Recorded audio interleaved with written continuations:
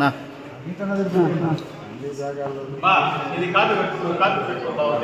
Photo తీసుకోండి.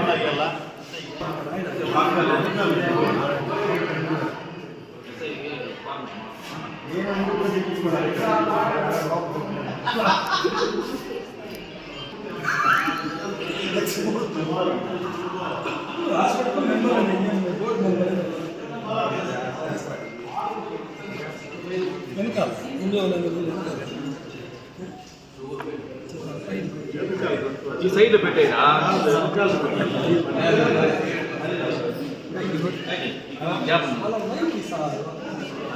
ఈ పక్క కూర్చో అక్బర్, ఈ పక్క వచ్చాయి. కూర్చో కూర్చో. అది బండి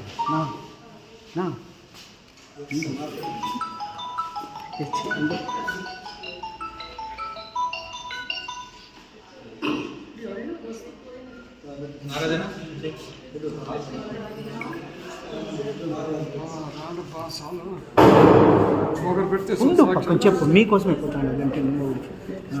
అది కాదు కోసం నాకు అర్థమే కాదు. ఇది ఎవరి కోసం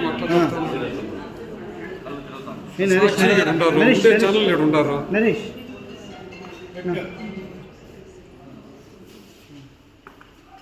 నారాజన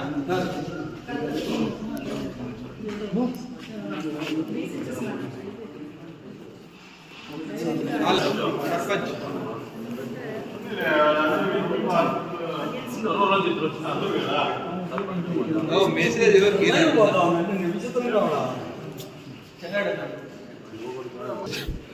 అరే మెల్ల ఉండేది వల్ల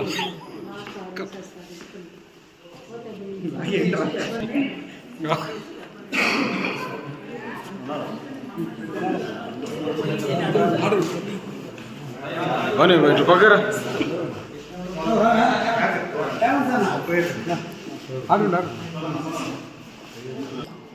మేడం, హాస్పిటల్లో ఈరోజు శిలాబాలకంలో ఉండేటువంటి మాజీ సీఎం గారిని, మాజీ మంత్రి గారిని, మాజీ ఎంపీ గారిని, మాజీ ఎమ్మెల్యే గారిని బోర్డులో ఉండేటువంటి ఫోటోలు తీసేశారు. మీరు ఒక సూపరింటెండెంట్గా మేము మీకు కంప్లైంట్ ఇస్తా ఉన్నాం. దీని మీద మీరు చర్యలు తీసుకోవాలా. ఒకటి, మాకు ఆ సీసీ ఫుటేజీలు కావాలి. మాకు ఇకపోయినా కూడా మీకు ఇవ్వమంటే పోలీస్ శాఖ వారికి ఇవ్వండి. ఎందుకంటే ప్రెస్ వాళ్ళకి ఇవ్వండి. ఇది ఎవరు చేశారనేది తెలియవాలి, ప్రజలకు తెలియవాలి. ఇలాంటి ఈ పనులు ఎవరు చేస్తారనేది ప్రజలకు తెలియవలసిన అవసరం ఉంది కాబట్టి మీకు ఇస్తున్నాం. యాక్చువల్గా అయితే మీరు మాకు మీ రెస్పాన్స్ మేడం. ఎందుకంటే హాస్పిటల్లో సూపరింటెండెంట్ మీరు మీ పరిధిలో ఉంటుంది. ఎవరో అనామకుడు దావలాపై ఎవరు వచ్చి దాన్ని గోకేస్తామనేది కరెక్ట్ కాదు కదా. మీకు ఏమైనా అఫిషియల్ గైడ్లైన్స్ ఉంటే చెప్పండి. ఏమైనా కలెక్టర్ గారు గైడ్లైన్స్ ఇచ్చిందా, సీఎం ఆఫీస్ నుంచి ఏమైనా గైడ్లైన్స్ వచ్చిందా, హెల్త్ డిపార్ట్మెంట్ నుంచి మీది కమిషనర్ దగ్గర నుంచి ఏమైనా గైడ్లైన్స్ వచ్చిందా? దీనికి మీ వివరణ నేను చెప్తారో చెప్పండి.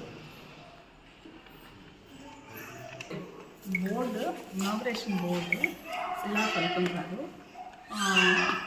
మా హెచ్డిఎస్ మెంబర్స్ అడిగారు నాకు ముందుగానే, ఇట్లాగా ఫొటోస్ ఉండకూడదు బోర్డు పైన ప్రోటోకాల్ ప్రకారం అన్నారు. అంటే నేను కూడా లైక్ కోడ్ ఎలక్షన్ కోడ్ ఉన్నప్పుడు మాకు ఫొటోస్ ఉండకూడదు అని పైనుంచి జీవో రిలీజ్ చేస్తారు.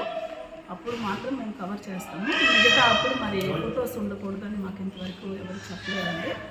అంటే మేము తీసేస్తాము అని చెప్పారు. కొంచెం జరుగుతుంది, తీసేస్తామని చెప్పారు. కానీ నేను లైక్ అలా తీయకూడదేమో, మీరు ఆలోచించుకొని చేయండి. మీరు అంటే హెచ్డిఎస్ మెంబర్స్ కాబట్టి ఇంక వారు ప్రభుత్వం తరపున వచ్చినటువంటి ప్రతినిధులు మాకు. సో వారి మాటని మేము గౌరవించాలి.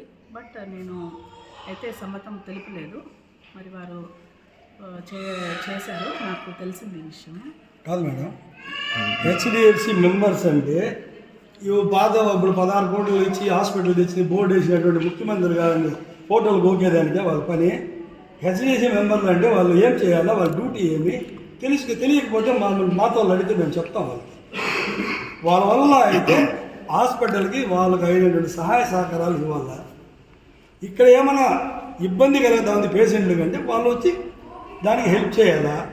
అంతేగాని వాళ్ళు మాజీ సీఎం గారు బోర్డు ఫోటో పెరిగేసి అదేంటి హీరోలు అయిపోతాం అనేది అది ఎంతవరకు కరెక్ట్ అని ప్రజలు కూడా ఆలోచన చేయాలి. నేను నా పై అధికారులతో మాట్లాడి మీకు ఓకే థ్యాంక్ యూ.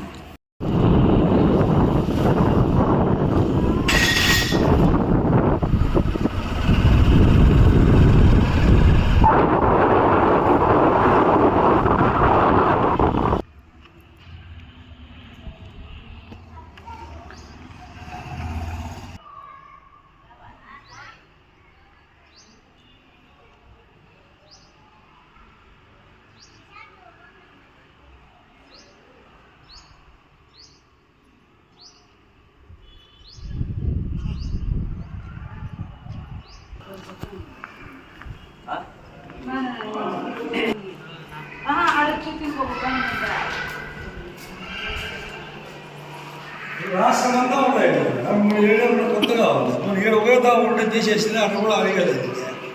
రాష్ట్రం అంతా తీసేసినారు బాగా. ఇప్పుడు ఓల్డ్ బిల్డింగ్ రాజశేఖర రెడ్డి గారు ఓపెన్ చేశారు.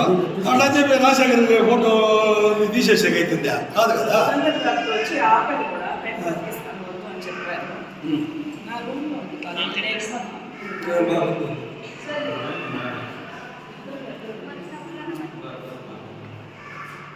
వీడిగా సుధాకర్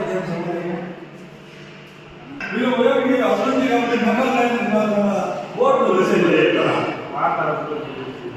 వీళ్ళు అమౌంట్ బిల్డింగ్ కావాలా లేదు మొబైల్ శాతం అయితే వీళ్ళు ఇప్పుడు కట్టి ఓపెనింగ్ చేయండి అవుతారా ఇంకా జీవో వచ్చిందా మీ జీవో వచ్చినా చూపించండి మేము ఒప్పుకుంటాం.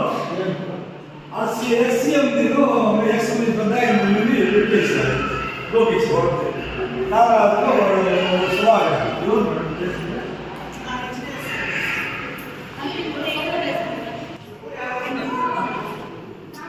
దానికి ఏదైనా చేయాలంటే కూడా రూల్స్ కలెక్టర్ ఆర్డర్ చేయాలా, మరి హెల్త్ డిపార్ట్మెంట్ నుంచి ఎవరైనా ఆర్డర్ చేయాలా? ఎవడు లేకుండా ఫోన్ చేసిన మొత్తం కాదు దావా వచ్చి చేస్తే ఇప్పుడు మేము వాళ్ళు అమ్మనాథ్ రెడ్డి బిల్డింగ్ ఉంటాయి వాటి మేము కూడా చేయగలిగిందా? అదే సంస్కారం అది సంస్కారం కాదు కదా. అది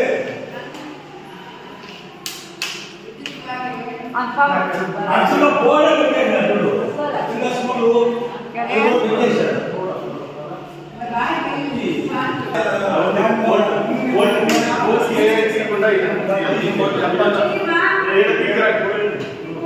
పెరిగినారు.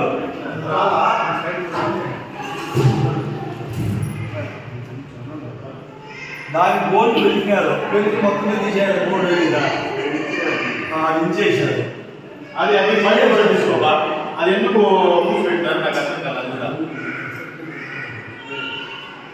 ఇది ఇచ్చేసారు. ఆ బోర్డు ఇచ్చేసారు అంటే ఆ చీల పెరిగి బోర్డే పెరికేయాలని బోర్డు ఇచ్చేసారు. బోర్డు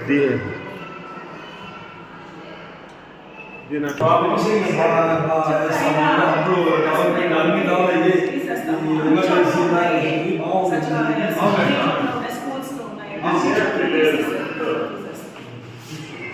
మా ప్రభుత్వంలో చిన్న చేయించాము. వాళ్ళ ప్రభుత్వం వాళ్ళు చేస్తారు. వాళ్ళ కూడా మనం మేము ఎక్కడ దిగలేదమ్మా.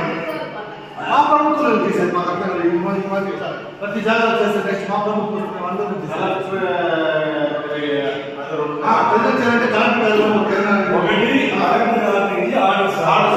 లేదు హెల్త్ డిపార్ట్మెంట్ హెల్త్ కమిషనర్ దగ్గర నుంచి జీవో రావాలా? ఆ జీవో వచ్చి తీసేస్తే దానికి ఒక అర్థం ఉంది. ఇది ఈ మంచి ప్రభుత్వం మంచి పాలన అంటే ఉండేవాడిని పెరిగేసి ఎలా కనిపించేది ఇదేనా లక్ష్యమా? వైఎస్ఆర్ కాంగ్రెస్ పార్టీ అధికారంలో వచ్చిన తర్వాత అప్పుడున్నట్టు మా ప్రియతమ ముఖ్యమంత్రి వర్యులు జగన్మోహన్ రెడ్డి గారు అందరూ ప్రజలకి మనసు దృష్టిలో పెట్టుకొని పేదవారి కోసం ముఖ్యంగా పలమనేరులోనే కాకుండా రాష్ట్రమంతా కూడా కార్పొరేట్ హాస్పిటల్ తలపించే విధంగా 16 కోట్ల రూపాయలతో పలమనేరుకి శాంక్షన్ చేయడం జరిగింది. అప్పుడున్నటువంటి మా పలమనేరు శాసనసభ్యులు వెంకటేగౌడ్ గారి సారథ్యంలో ఈ ఆసుపత్రి పర్యవేక్షణ చేయడం, లాస్ట్లో ఈ గవర్నమెంట్ బిల్డింగ్ పూర్తయిపోయిన తర్వాత అప్పుడు ఉన్నటువంటి ముఖ్యమంత్రి వర్యులు రాలేకపోవడంతో అప్పుడున్నటువంటి మాజీ మంత్రివర్యులు పెద్దిరెడ్డి రామచంద్రారెడ్డి గారు మా పలమనేరు శాసనసభ్యులు ఉన్నటువంటి వెంకటేగౌడ్ గారి ఆధ్వర్యంలో గవర్నమెంట్ అఫీషియల్స్ ఆధ్వర్యంలో ఈ బిల్డింగ్ ఓపెనింగ్ చేయడం జరిగింది. మేము ఒకటే అడుగుతూ ఉన్నాం. ఎందుకంటే మీరు దానికి ముందు 5 సంవత్సరాలు మీ ప్రభుత్వం ఉండింది, మీ ముఖ్యమంత్రి ఉన్నారు, మీ మంత్రి గారు ఉన్నారు, పలమనేరు శాసనసభ్యుడిగా ఉన్నటువంటి అమర్నాథ్ రెడ్డి గారు కూడా ఉన్నారు. ఆయన గతంలో అభివృద్ధి చేసే కార్యక్రమాలకి ఆయన వేసేటువంటి శిలాఫలకాలని వైఎస్ఆర్ కాంగ్రెస్ పార్టీ ప్రభుత్వం వచ్చిన తర్వాత మేము ఎక్కడైనా ఆవిడని తెచ్చేసామా లేదా ఆవిడని తీసామా అంటే మాకు విజ్ఞత ఉంది. ఇప్పుడు ఎవరైతే ఈ కార్యక్రమానికి ఇప్పుడు నేను కూడా గతంలో ఈ హాస్పిటల్లో అభివృద్ధి కమిటీ మెంబర్గా పనిచేశాము, ఇన్ఛార్జిగా చైర్మన్గా కూడా పనిచేసాము. మా ఎమ్మెల్యే గారి ఆదేశాల మేరకు మేము ఎక్కడైనా కూడా ఎవరికైనా కూడా మేమేమైనా హాని కలిగించింటే మీరు చూడండి, ప్రజలు కూడా ఆలోచన చేయాలి. ఇది అంతకాదు. ఈ పలమనేరు శాసనసభ్యులు ఒకటే అడుగుతున్నాం, అయ్యా శాసనసభ్యులు అంటే తెలుగుదేశం వాళ్ళకైనా వైసీపీ వాళ్ళకు కూడా పలమనేరు ప్రజలు 2,70,2,70,00,000 మంది ప్రజానీకానికి ఎమ్మెల్యే గారు మీరు ఆలోచన చేయాలా. మీరు ఇలాంటివన్నీ మీరు ఖండించాలా. ఎందుకంటే ఇది ఒకటి కాదు. ఇప్పటికి యాక్చువల్గా రెడ్ బుక్ రాజ్యాంగం కాదు, ఇది రెడ్ బుక్ లోకేష్ రాజ్యాంగాన్ని పలమనేరు తీసుకురావద్దని చెప్పి కూడా మేము మనసారా కోరుకుంటా ఉన్నాం. ఎందుకంటే మీరు 1 అడుగు ముందుకేసి మేము 2 అడుగులు ముందుకేయగల శక్తి మాకుంది. ఎవరు మీ బుడ్డ బెదిరింపులకు భయపడే వాళ్ళం కాదు. అధికారం లేకపోయినా కూడా పార్టీ కోసం కష్టపడి పనిచేసే వాళ్ళం మేమందరూ కూడా. మీకు ఒకటే చెప్తున్నాం మళ్ళా కూడా మరొకసారి, ఇది ఎవరైతే ఇద్దరు మేము సూపరింటెండెంట్ గారిని అడిగాం, మీరు వాళ్ళు వచ్చి బోర్డు తీయిస్తా ఉంటే మీరు సూపరింటెండెంట్గా మీరు కనీసం అధికారులకు తెలియజేశారా, కలెక్టర్ గారికి తెలియజేశారా, డిఎంఎన్హెచ్ఓకి తెలియజేశారా, పోనీ ఇక్కడ ఉన్న పలమనేరు సిఐ గారికి తెలియజేశారా అని అడిగితే మాకు సంబంధం లేదన్నా, మేమేం చేసేది మమ్మల్ని అడిగారు, మమ్మల్ని అడిగితే ఇది ఎక్కడా లేదు, తీయకూడదు, జీవో రాలేదు, తీసేయమని. ఇంకోటి అడుగుతాం, శాసనసభ్యుల వారు దీన్ని పరిగణలోకి తీసుకోవాలా. గవర్నమెంట్ జీవో ఇచ్చి తీసేయమంటే మేము యాక్సెప్ట్ చేస్తాం, మేమేం వద్దనడం లేదు. కలెక్టర్ గారు జీవో ఇచ్చి తీసేయమని ఓకే. ఎవరు అలా ఈసారి మీరు ఇస్తారో రేపు మా గవర్నమెంట్ వచ్చి మేము కూడా అదే జీవోలు తీసుకొస్తామని విజ్ఞత అధికారులు ఎవరు ఇది ఇవ్వలేదు. మీరు ఎందుకు 2 డైరెక్టర్లు వచ్చి ఇక్కడ నిలబడుకొని నాగరాజు సుధాకర్ మీకు కూడా తెలియజేస్తా ఉన్నాం, మీ భార్య కూడా కౌన్సిలరు. ఇప్పుడు నువ్వు ఒక అభివృద్ధి పని చేస్తే నీ వార్డు నీవు వేసుకో బోర్డు అంటే నెక్స్ట్ గవర్నమెంట్ మారుతానా లేదు, నువ్వు కౌన్సిలర్ కాకపోతే వాళ్ళు వచ్చి నీ బోర్డుని కొట్టేసేదా? ఇదేనా సంస్కృతి? ఈ సంస్కృతిని వద్దు, దయచేసి తెలియజేస్తా ఉన్నాం. ఈ సంస్కృతిని మానండి. మీకు దమ్ము ధైర్యం ఉంటే నిజంగా మీరు అభివృద్ధి చేయాలా, ప్రజల పట్ల మీకు చేయముంటే మేము 16 కోట్లు తెచ్చాం, మీరు 30 కోట్లు తేండి, కార్పొరేట్ హాస్పిటల్ చేయింది. మేము వద్దంటామా? మేము హ్యాట్సప్ చేస్తాం, మేము వస్తే సంతోషపడతాం, మేమే ప్రజలు కూడా సంతోషపడతారు. ఉండే బోర్డుని పెరికేసి ఇదేమి సునకానందం నాకైతే అర్థం కాలేదు. అంటే వైసీపీ వాళ్ళు గుమ్మలా ఉన్నారు, ఏదో ఒక పని చేసి కాలదు వాళ్ళని కయ్యానికి పిలుస్తామనే. అంటే మీకు అధికారం ఉండాలి కదా అని చెప్పేసి మీరు ఒక దీని చట్టాన్ని మీ చేతిలో పెట్టుకుంటామని చెప్పేసి ఇది కరెక్టేనా? దీని మీద పోలీస్ అధికారులు కూడా స్పందించాలా. పోలీస్ అధికారులకు కూడా మేము ఒక కంప్లైంట్ ఇస్తాం, వారి మీద కేసు కట్టాల్సిందే, చట్టపరమైన చర్యలు తీసుకోవాల్సిందే. సీసీ ఫుటేజీలు ఉంది, ఎందుకంటే మేము మొత్తం ఆరోపణ చేస్తామని చెప్తారు మీరు, మాకు తెలుసు, దాంట్లో మీరు నిపుణులు. ఇక్కడే సీసీ కెమెరా ఉంది, సీసీ ఫుటేజీలు ఉంది, సిఐ గారికి కంప్లైంట్ ఇస్తాం. సిఐ గారు సీసీ ఫుటేజ్ తీసుకొని ఎవరైతే ఉండి దగ్గరుండి ఈ పని చేయించారో వాళ్ళ మీద చట్టపరమైన చర్యలు తీసుకోవాలని చెప్పి కోరుకుంటూ ఉన్నాము. లేదు, రేపు సాయంత్రం లోపల మీరు ఎక్కడున్న తీసేలా స్టిక్కర్ని అది అతికించాలా మీ సంస్కృతి ఉంటే. అట్లా లేదు, మరుసటి రోజు మేమే 10 గంటలకి మా ఎక్స్ఎమ్మెల్యే గారి సారథ్యంలో మేమే వచ్చి అతికిస్తాం. ఇది ప్రజలు కూడా గమనించాలి. మేము తప్పు చేస్తే మమ్మల్ని శిక్షించండి, ఉండేవాళ్ళు గర్వం బట్టి తప్పు చేస్తే వాళ్ళని శిక్షించండి.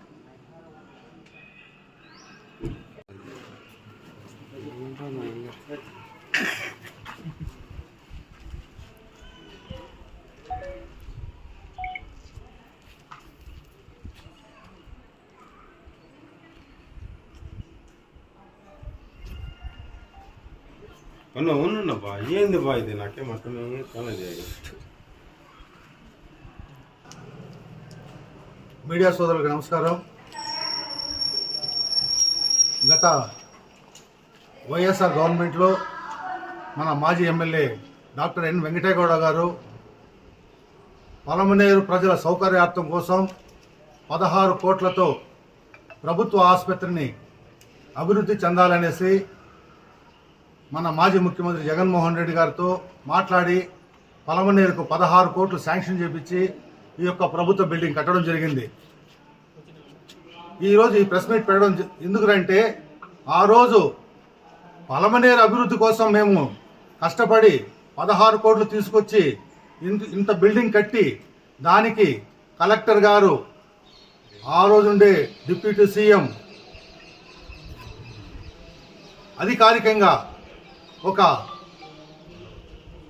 ప్రారంభోత్సవానికి ఒక స్టాచ్యూ పెడితే దాన్ని వచ్చి ఈరోజు కొంతమంది తెలుగుదేశం నాయకులు దాంట్లో జగన్మోహన్ రెడ్డి గారి బొమ్మని కొంతమంది నాయకుల బొమ్మలు ఉంటే దాంతో బ్లేడ్ ఎత్తుకొని గోకడం జరిగింది.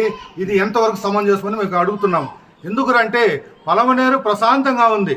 ఇటువంటి పలమనేరులో ప్రతిరోజు ఏదో ఒక సమస్యను తీసుకొచ్చి మీరు పలమనేరుని రాక్షస పాలన చేపిస్తూ ఉన్నారు. ముందు ఊళ్ళలో చెప్తా ఉంటారు, దెయ్యం చెప్పిందంట, నన్ను చూస్తే ఊరు భయపడలేదని చెప్పేసి దెయ్యం పోతా పోతా కొమ్మ మించేసిపోతుందంట. ఎందుకంటే రాత్రుల్లో జనాలు ధైర్యంగా తిరుగుతూ ఉన్నారంట. దెయ్యానికి ఈర్షంట, వీళ్ళు నన్ను చూస్తే ఊరు భయపడడం లేదని ఒక కొమ్మ మించేసిపోతుందంట. అప్పటి నుంచి ఆ ఊర్లో జనాలు తిరగడం మానుకున్నారు. వీళ్ళు ఏం చేస్తారంటే వైఎస్ఆర్ కాంగ్రెస్ పార్టీ వాళ్ళు చేతకాని వాళ్ళు ఏమీ చేయలే, వాళ్ళు ఆడ చేతులు గాజులు వేసుకుని కూర్చోండారు అనుకుంటున్నారు. మేము దయచేసి చెప్తా ఉన్నాము, మీరు ఎవరు ఈ పని చేశారు, ఈ పనికి మాలిన పని చేసినారో రేపు మధ్యాహ్నం లోపల ఎలా ఉండిందో ఆ శిలాఫలకం అలాగే ఆ ఫొటోస్ అన్ని అతికిస్తే సరిపోతుంది. లేదనుకో వైఎస్ఆర్ కాంగ్రెస్ పార్టీ తీవ్రంగా దీనిపైన చర్య తీసుకుంటుందని నేను మనస్ఫూర్తిగా తెలియజేస్తున్నాను. దయచేసి మళ్ళా చెప్తాను, పలమనేరు ప్రశాంతంగా ఉంది, మీరందరూ ప్రశాంతంగా జీవించాలని కోరుకుంటున్నాను. మనుషుల మధ్య ఈర్ష్య పెట్టద్దండి, అందరూ అన్నదమ్ముల్లాగా బతకాలని కోరుకుంటున్నాం. ఇప్పుడు పలమనేరు ఎట్లా ఉంది క్లైమేట్ అంటే ఊటీ మారుగు ఉంది, చల్లని ప్రదేశం, చల్లగా ఉందాం, అందరూ అన్నదమ్ములు మారుగు ఉందాం. ఎలక్షన్ అప్పుడు ఎలక్షన్ అందరూ చేస్తూ ఉన్నాం, ఎలక్షన్ అయిపోయినాక అన్నదమ్ములుగా ఉండాలి. మీరు ఎందుకో మాకు అర్థమే కాలేదు, ప్రతి ఒక్క నెల ఏదో ఒక సమస్య తెచ్చి పెడతా ఉన్నారు. అది ఎందుకో మీరు చేస్తూ ఉన్నారా, మీ అధిష్టానం చెప్తా ఉందా, లేదా రెడ్ బుక్ అక్కడి నుంచి మీకు లిస్టు పంపిస్తూ ఉందా, ఈ మార్గం చేయండి అని చెప్పేసి దయచేసి ఇవంతా మానుకోండి. మరొక్కసారి మీకు వినిపిస్తూ ఉంటా, ఇటువంటి చర్యలు చేయొద్దండి, ప్రశాంతంగా ఉండండి. మీరు ఇలా చేశారనుకో రేపు మళ్ళీ మా గవర్నమెంట్ వస్తే మీ ఫోటోలే కాదు మీరే కూడా ఊర్లో ఉండరు. నేను ఖచ్చితంగా చెప్తా ఉంటా, అంత దూరం తెచ్చుకోవద్దండి. ఈరోజు మీరు ఉంటారు, రేపు మేము ఉంటాం. మేము కూడా గత ప్రభుత్వంలో ఉన్నాం. మీకు ఎప్పుడు కానీ ఇలాంటి పనులు మేము చేయనేలేదు. మీరు కావాలంటే ఎక్కడైనా చేసుంటే ఒకటి చూపించండి, చెప్తాం. దయచేసి ఈ చర్యలు మానుకోవాలని నేను మనస్ఫూర్తిగా కోరుకుంటున్నాను. నమస్కారం.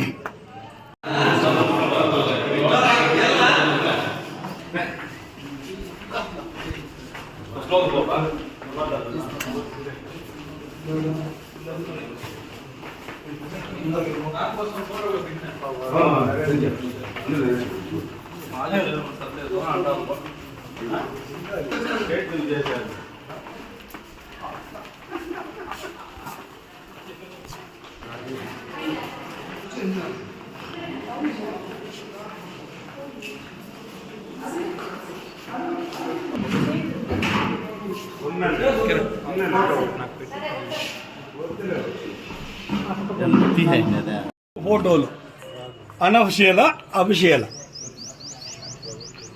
కొంచెం ముందు పెట్టిన ఆ రోజులో ముఖ్యమంత్రి గారు, ఆ రోజు ముఖ్యమంత్రి గారు, ఆ రోజు ఉన్నటువంటి మంత్రి గారు, ఆ రోజు నుండి ఎంపీ గారు, ఆ రోజు నుండి శాసనసభ్యులు. ఇప్పుడు మీరు ఓపెనింగ్ చేస్తే మీ వాళ్ళు మీరు వేసుకోరా? ఇప్పుడు మీరు చేస్తే మీరు వేసుకోరా?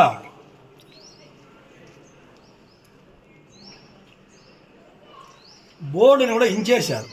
అర్థం ఇదేనా సంస్కృతి? మీరు మాట్లాడితే మీరు ప్రెస్ మీట్ పెట్టే ముందు మా అమరన్న అంటారు, ప్రెస్ మీట్ అయిపోయిన తర్వాత మా అమరన్న అంటారు. ఇదేనా మీ అమరన్న మీకు నేర్పించింది సంస్కారం అని అడుగుతా ఉంటాం. అయిపోయిందంటే ఎట్లా చెప్ప 10-6 వీడియో కావాలి.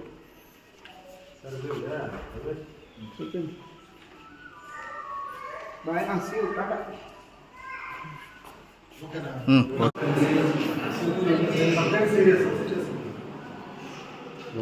అన్నారు